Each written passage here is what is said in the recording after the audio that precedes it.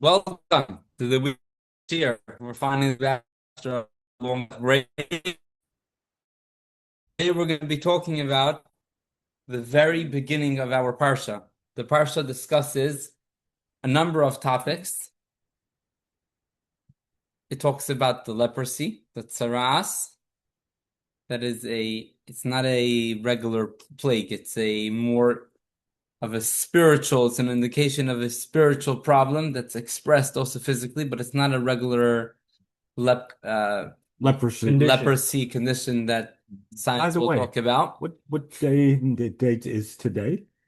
The Jewish date today, What's today's date? we're 27th of Nisan. Thank you. That would That's be 14th of April. November. No, we're in April 14th. It's always good to timestamp. So that's one of the main topics. But before that, it talks about the different mitzvahs, commandments, instructions related to birth. Related to Birth. When a lady gives birth, Mm. so there's different procedures that take place. She becomes impure for a certain amount of time, then she has to bring a certain offering. But the first thing that the Torah tells us, when a lady gives birth to a male child, what needs to happen on the 8th day? The bris, circumcision. He becomes neurotic for the rest of his life. So the circumcision needs to take place on the 8th On the 8th day. Very good.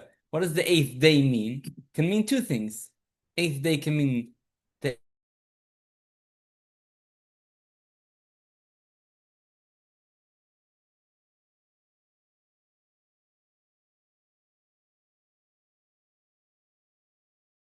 to say you cannot do it at nighttime. You need to wait for the day of the 8th day. So there's a discussion in the Talmud. As opposed to what? As opposed to doing it the night of the 8th day. Oh, it could be the day of the 8th day or already the night of the 8th day. Let's say, for example, the child was born on Monday. So the 8th day is going to be the following Monday. Yes. Correct? Correct. Now, the second we hit Sunday night. Tuesday? There's 7 days in a week, right? The child is born Monday. Right. That's the first day. You count the day of the birth. Oh, okay. Yeah. So Monday, Tuesday, Wednesday, Thursday, Friday, Shabbos, Saturday, Sunday. Sunday night is already a week past. Okay. But you can't do it, even though that's already the 8th day, you can't make the circumcision until the day of the 8th day. So Can you say, but you can circumcise after the 8th day? So we're going to talk about that briefly. But the circumcision has to be on the 8th day. Now, the Talmud has a discussion whether that's the case or not. And it rules that indeed that's the way it works. The circumcision, the ceremony of the circumcision must be by daytime, in contrast to many other commandments can be performed by nighttime as well. The circumcision must be by daytime. That's the rule. Now, what about a circumcision that's not done on time? It's after 8 days. That's a very interesting question. And the Talmud discusses that as well. And also a bris, a circumcision that's being performed later than 8 days, the Talmud rules that also has to be on the 8th day. But here we come to something. Wait, not 8th day. Daytime. Can be the child, let's say he wasn't raised Jewish and he discovers when he's 20s that medical conditions, right? Or medical conditions. But I want to more choose someone who didn't know about it.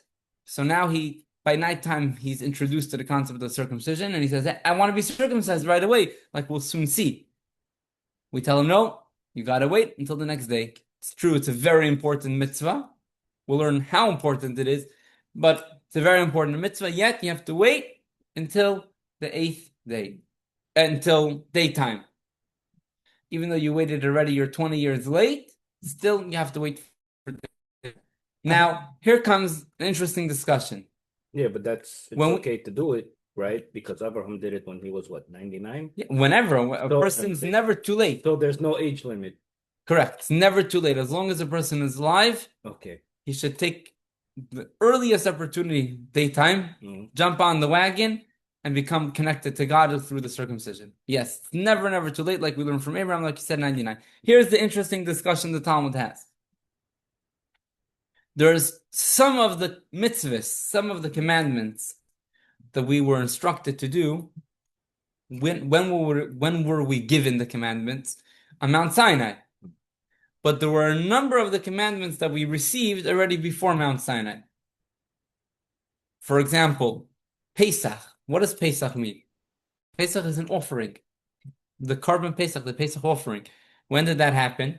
That offering happened when we were still in Egypt. That happened the night before we left Egypt. That's when we had the Pesach offering. That's when they slaughtered it the day before they left Egypt. And the night before they left Egypt, that's when they ate the Passover offering. That's when God told them by the plague of the firstborns. God said, the Jewish homes, they should slaughter the sheep. We spoke about that in the last class. Put the blood on the door. That's how God will, so to speak, know to pass over the Jewish homes. So that mitzvah, for example, they received before Mount Sinai. And there's a number of other mitzvahs, a number of other commandments. So when it comes to the commandments that we were given before Mount Sinai, there's interesting differences that we find from the way the instruction was given over in its first version, if we want to call it like that, version, to the final version. And we find that the bris milah, the circumcision, had to be by daytime, even before Mount Sinai.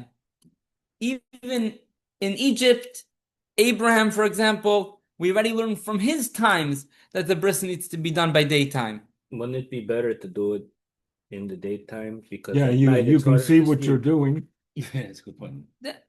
right? Well, It makes more sense to do today it in the daytime. Today we have electric, but they had other methods then. They were very creative. They were able to have full night parties. They figured it out. So Do they still, when I was circumcised, they didn't give wine to the babies. I Do believe they the do custom, that now? I believe the custom is they give a little bit of wine, like on the finger, not like they let him suck a little wine from the Really? Huh? I don't know. from the wine of the No, they blessing. gave me the whole thing. So either way, this mitzvah the That's Jewish in the people thing. were instructed to do by daytime from the start. Already from Abraham, he already got this mitzvah, which was Abraham lived a number of hundreds of years before Mount Sinai, and already then he was told to do the milah by daytime. Now, if a person did not get circumcised on time on the 8th day, then there's an exception. Before Mount Sinai, he can get circumcised even by nighttime. He discovers that at age of 50, I want to make a bris, or like Eliezer says, he had a medical condition that was holding him back, and now he wants to make a bris, and it's nighttime. Before Mount Sinai, he was able to get circumcised by nighttime. After Mount Sinai, then, like we said, it must be by daytime. So the ideal way of doing the mitzvah is by daytime. Why are we getting into this discussion? Seems quite random. Okay, so at Mount Sinai, didn't God heal everybody? So wouldn't they have all been healed from the circumcision too? Of course, they were all healed, but God also instructed about the circumcision for the future. So, and then He set the rule. So they were cut and healed at the same time. No, they weren't. It wasn't by. We're going to see. No, it wasn't by Mount Sinai that they got their circumcision. In Egypt, the Jewish people lived there for 210 years. Right. There was only one tribe. You know which tribe? Mine. That's right. Right. That was the only tribe that was fully observant, that studied Torah, and that had the circumcision. In Egypt, as well as in the desert, for the 40 years, most of the Jewish people were not circumcised, the babies that were born. But the Jewish people that left Egypt, they were circumcised. When did they circumcise? In Egypt, they didn't circumcise. Until they left, they didn't circumcise. When did they circumcise? So the Midrash tells us a very interesting story. That the Midrash, the Talmud tells us. Other Midrashim tell us. We haven't gotten that far yet. That I don't know if it's in. It could be it's in Medrash. It's in Medrash Rabbah. I'm not sure if it's also in the Gemara. That the night of before Pesach, the eve, yeah, the night before they left, they were eating the Passover offering.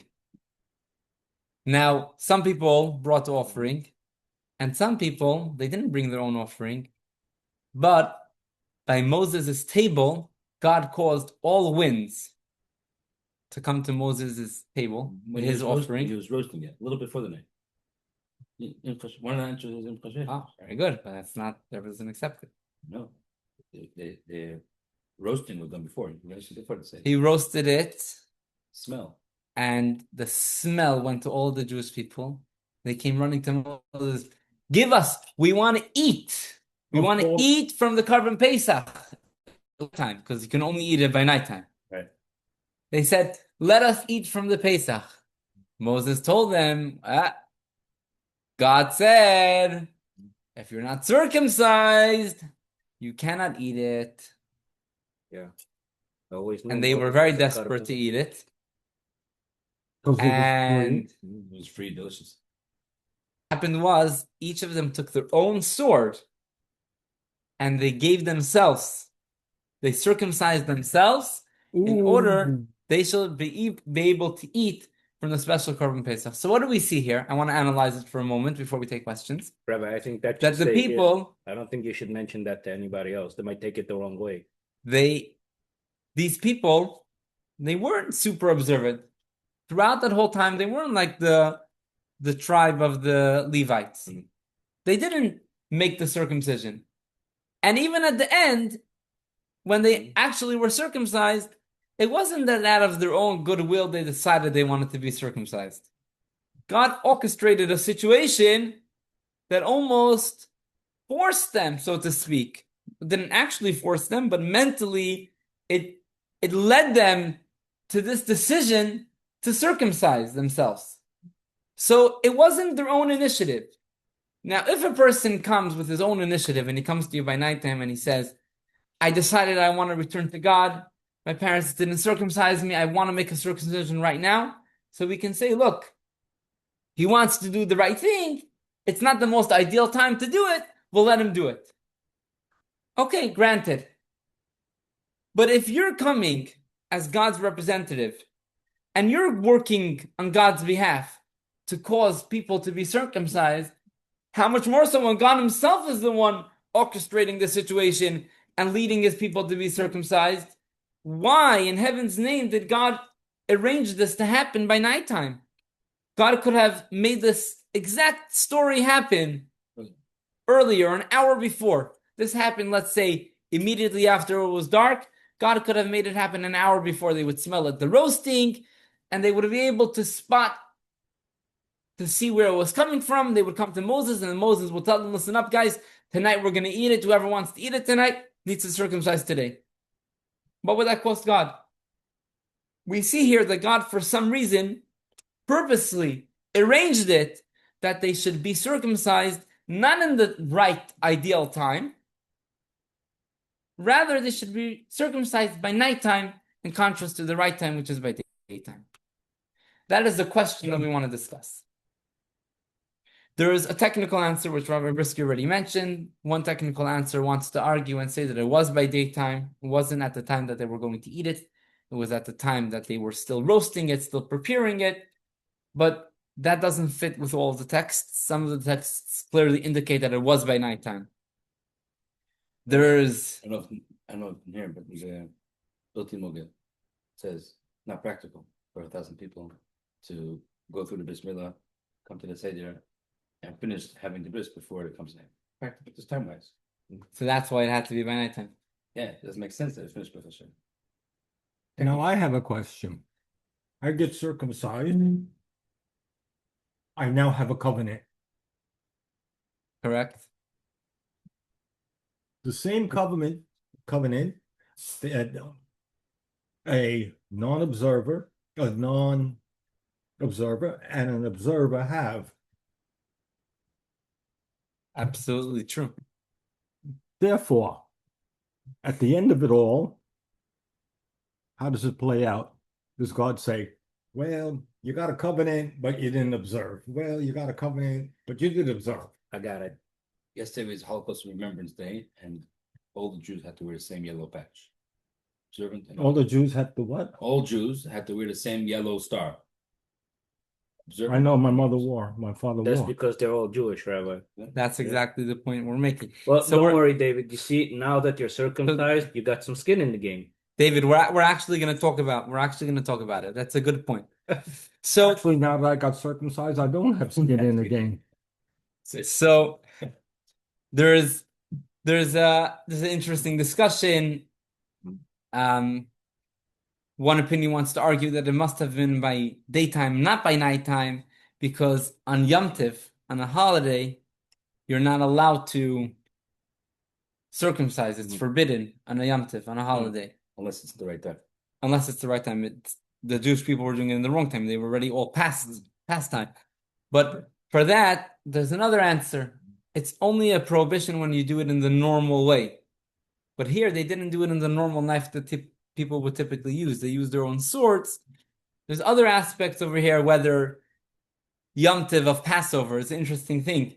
The Talmud says that, according to many opinions at least, the first Passover was not a holiday, meaning to say they celebrated Passover in the sense that they had the Passover offering, but it wasn't a holiday like we do today that you're not allowed to work and etc. That only started. And they borrowed money. Well, some people say it was. The Ran says that it was a Yom Tiv and it was Asr b'Melacha, but I don't know. They found different terms. In the old world, on the 8th day, you grab your child and you get him circumcised. Yeah.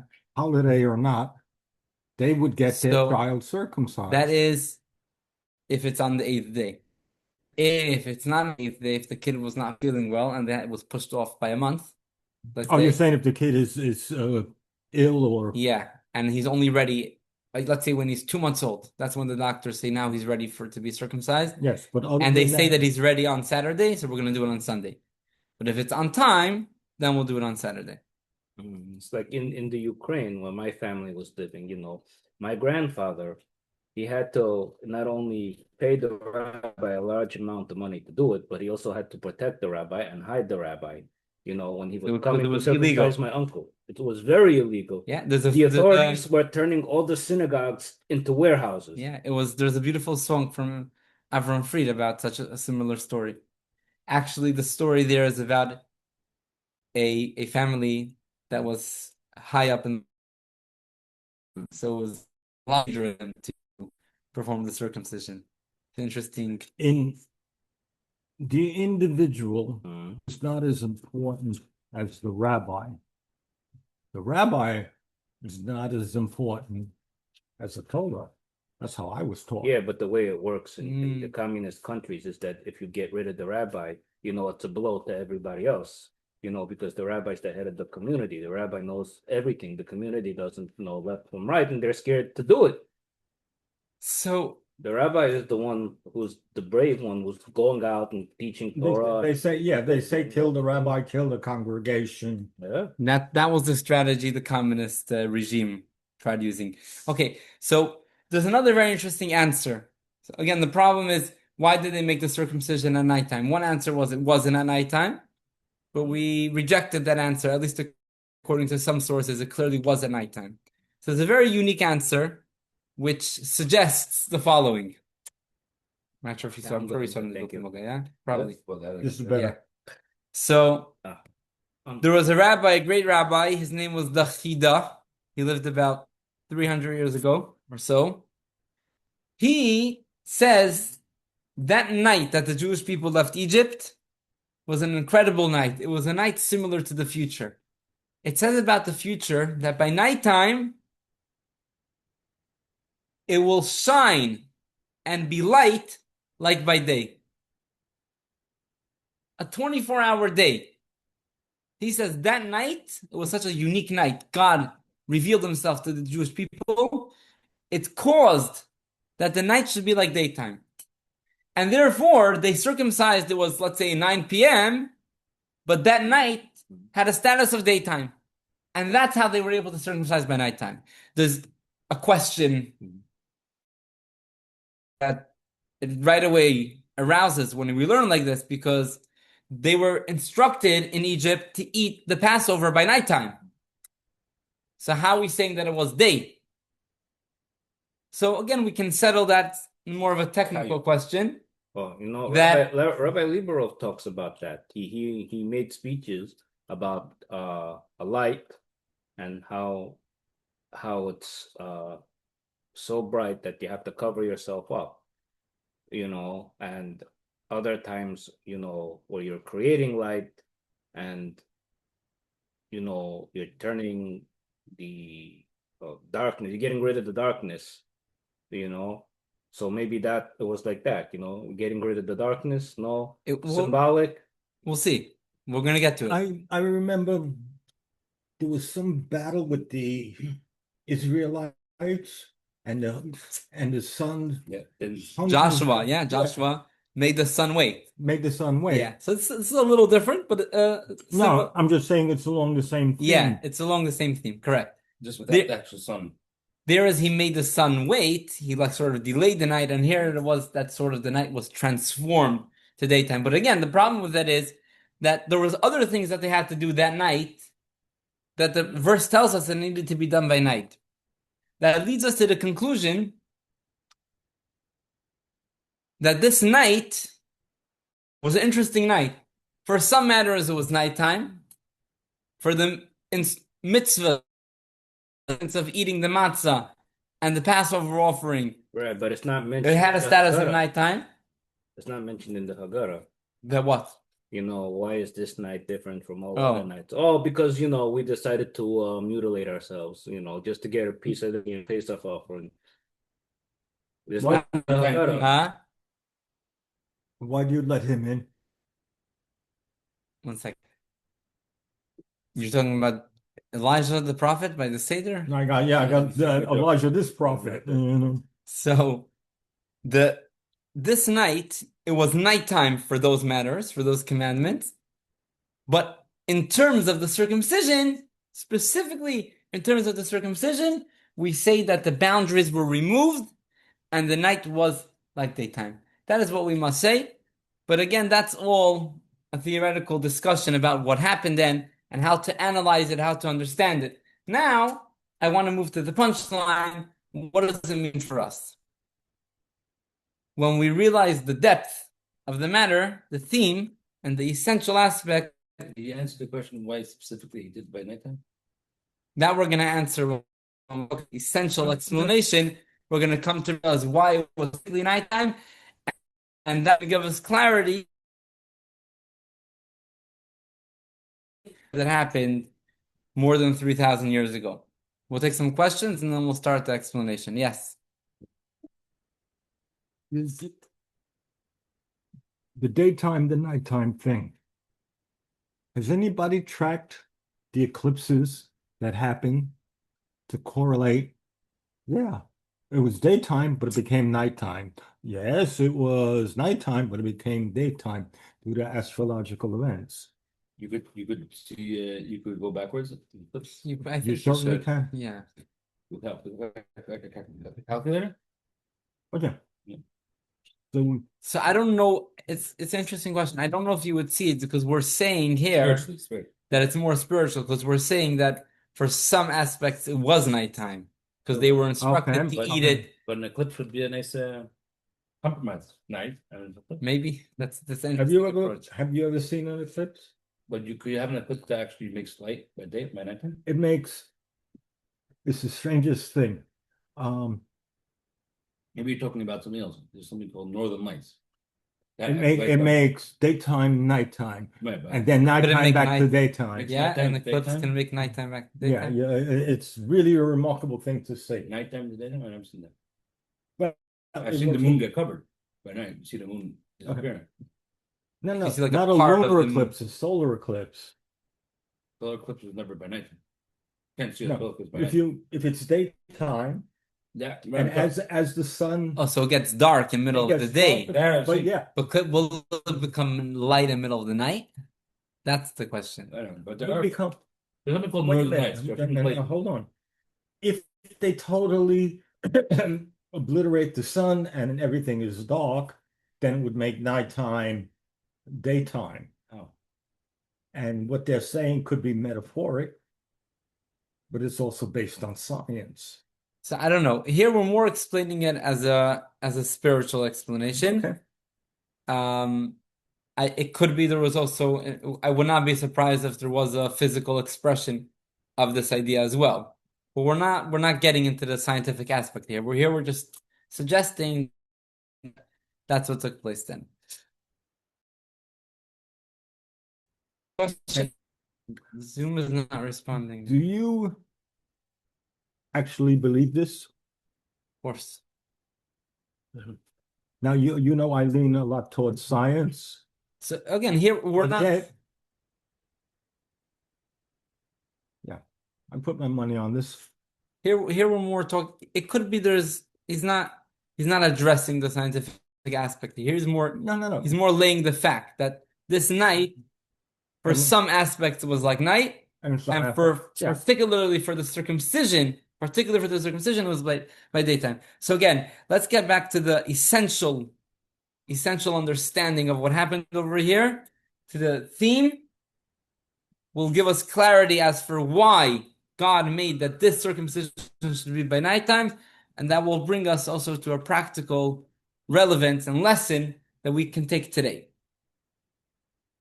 So, what was the theme of Passover?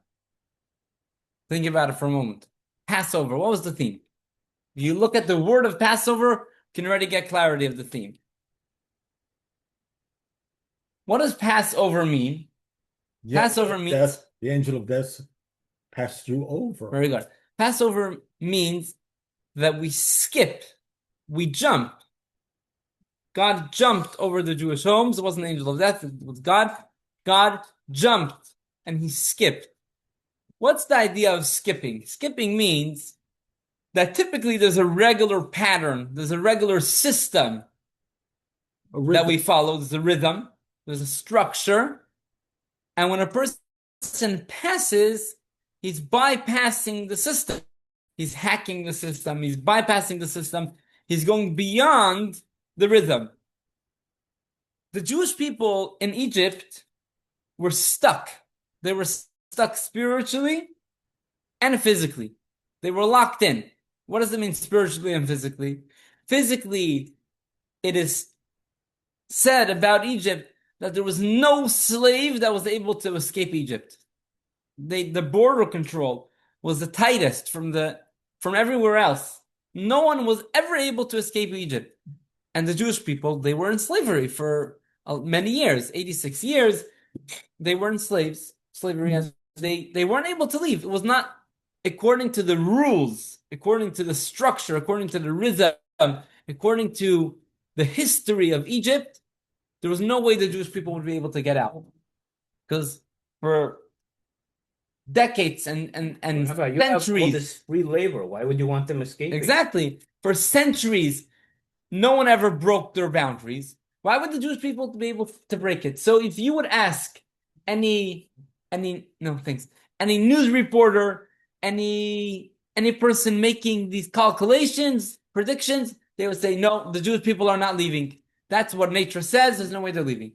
That's physically.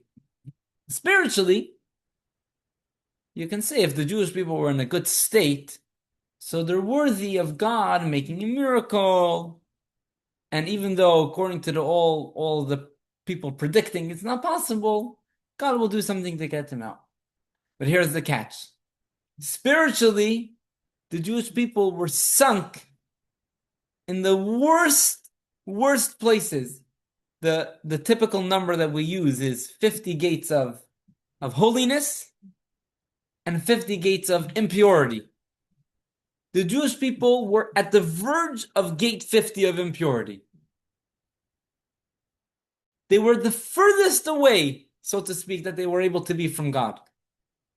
And therefore, spiritually, they were stuck in Egypt. There was no chance for them to leave. But God wanted to take them out. God promised to Abraham that he's going to take them out by a certain amount of time. And and God has, so to speak, an issue.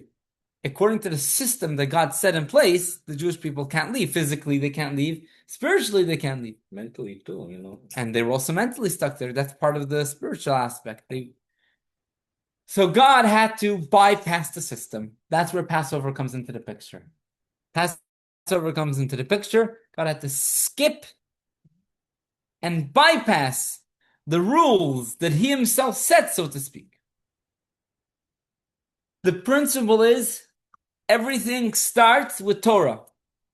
Everything that happens in this world starts from Torah. When God created the world, when God made the system of the world, it says God looked into the Torah. They were his blueprint, so to speak, of the world. And based off what he saw in the Torah, what he wrote in his blueprint, that's how he structured the world. So if God wants to bypass a system, a rhythm that is in place in the world, right? The Jewish people living in Egypt, that's a system of the world that he needs to bypass. The change needs to happen in the blueprints, in the Torah. And that's why we find something very unique, that there's a boundary that's set in the Torah, that the circumcision needs to be by daytime. God said, Torah is going to start making that change. He broke that boundary in Torah, so to speak, above the rules that Torah sets, and the circumcision happened by nighttime, not by daytime.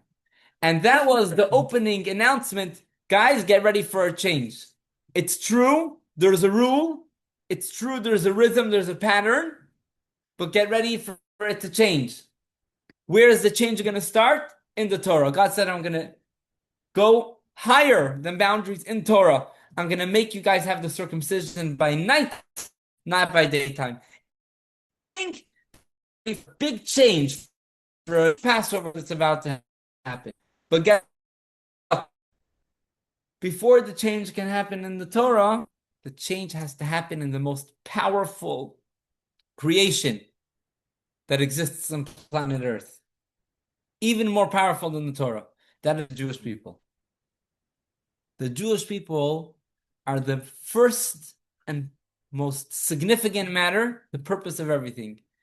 And God said, if I want to take the Jewish people out, by breaking the rules, not only do I have to start with the rules of Torah being broken, so to speak, we have to start with the rules of the Jewish people being broken. The Jewish people need to make a change.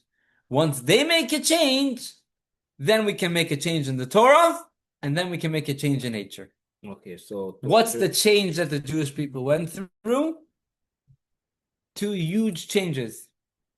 The blood of the Pesach offering, we spoke the class before Passover. That was a huge, huge life-risking mission, slaughtering the God of your master. It was a huge, huge mental move for the Jewish people to slaughter the sheep and to make the circumcision. That's a huge thing for an adult to circumcise himself. It's a huge commitment, a huge mind switch. And those two steps, which are beyond a person's normal way of behaving, a person needs to tap into a deeper reality to come to that place, that allowed to reach a deeper reality in the Torah, where the boundaries of night disappeared. That allowed for it to be expressed in a practical way, that the boundaries of Egypt collapsed and the Jewish people were able to leave Egypt. Where do we see the significance of these two commandments of the blood of the Pesach offering and the blood of the circumcision? When it comes to Torah, there's rules. There's rules. There's 613 commandments. Some of them are mild, not so severe. If a person transgresses, not such a big deal. Some are more severe. There's more of a punishment if a person transgresses.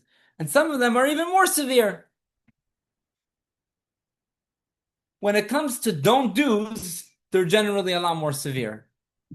Don't serve idols. That's a very harsh one. Don't what? Serve idols. That's That's number one. correct. And if a person breaks that one, Would that also include addictions? What? no. Serving But idols means isn't that the same thing? it may have a similar element. Right? Wait. What did you say? Rabbi said don't serve idols, right? Yes. And then I asked him, would that include addictions? Addiction?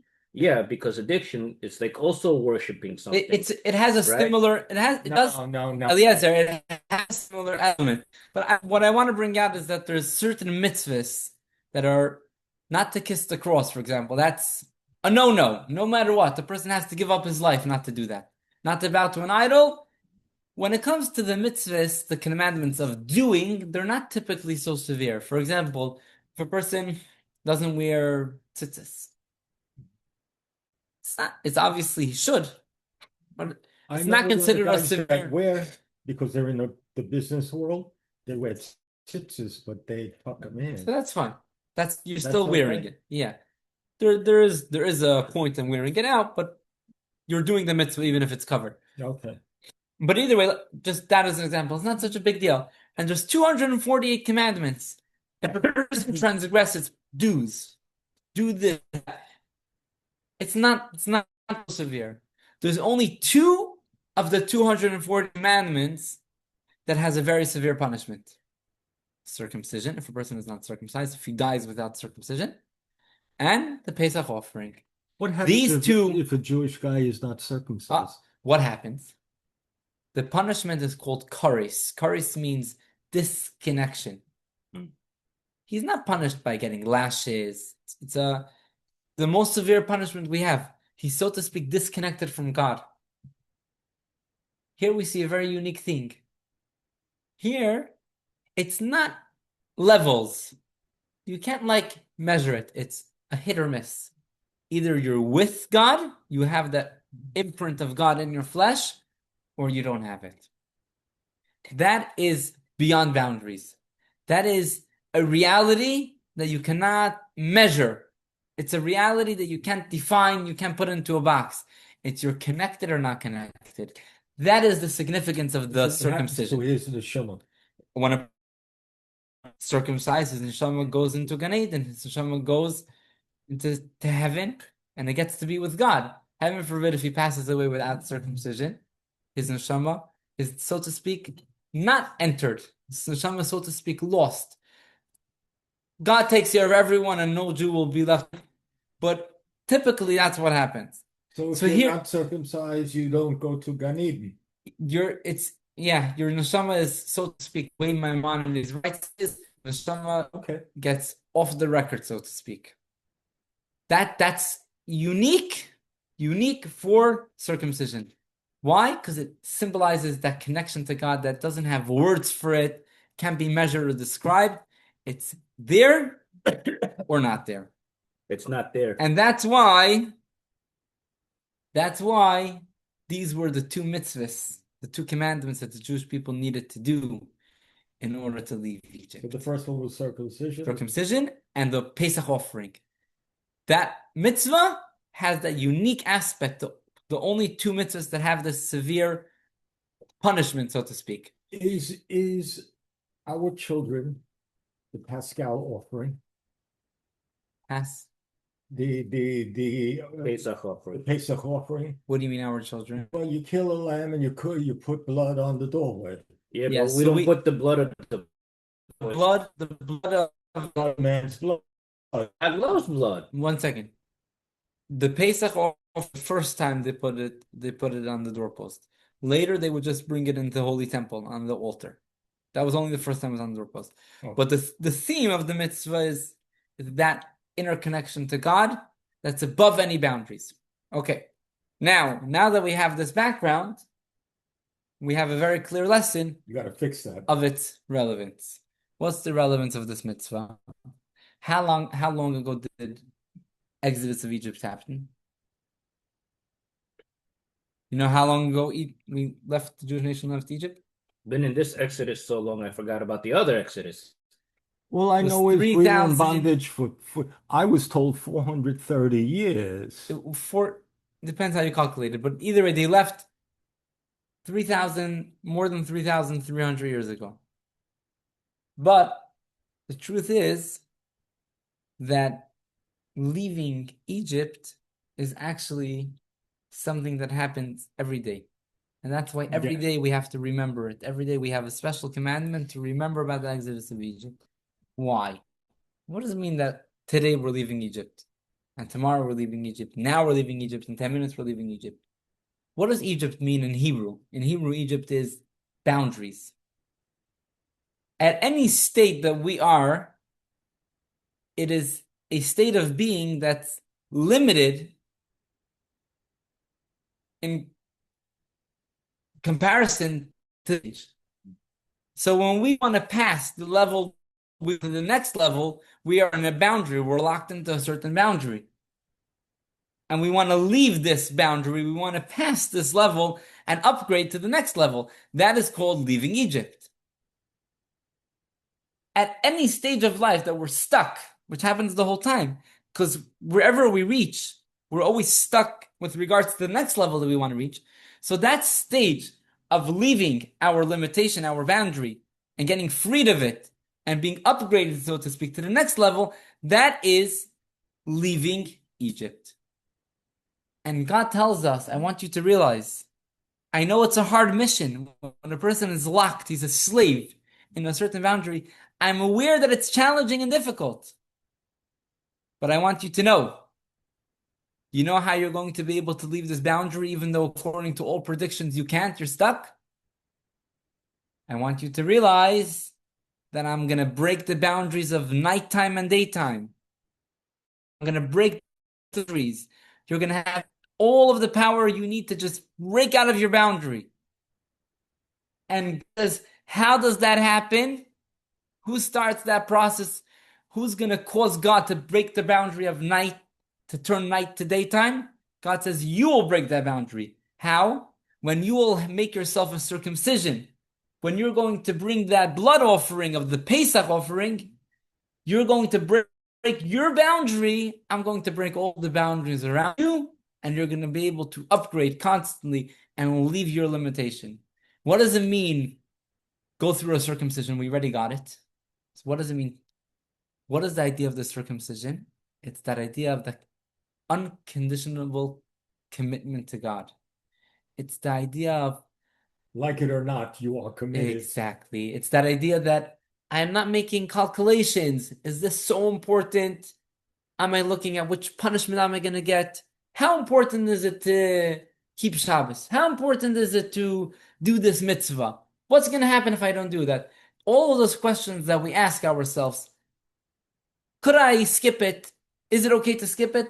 That's all because we're not feeling our essential connection. The second we're aware of that bris, that circumcision, that essential connection, that's going above our boundaries. And at that moment, we're reconnecting to our true being, to God. We're re-circumcising ourselves, reminding ourselves that it's a hit or miss. We belong to God. Doesn't make a difference if we're going to get punished or not. We have to do what God wants, independently of what's going to happen. If God wants it, it's the right thing to do. Doesn't make a difference how hard it is, how difficult it is. When we have that essential connection, night doesn't disturb us, cold doesn't disturb us. All of the limitations that the world brings along with it, they fall apart and they open their doors to allow us to connect stronger and stronger to God. May we speedily be able to live like that. Now we can choose to do that. And very soon we're just going to be there. That's the state the world will be when Mashiach will come.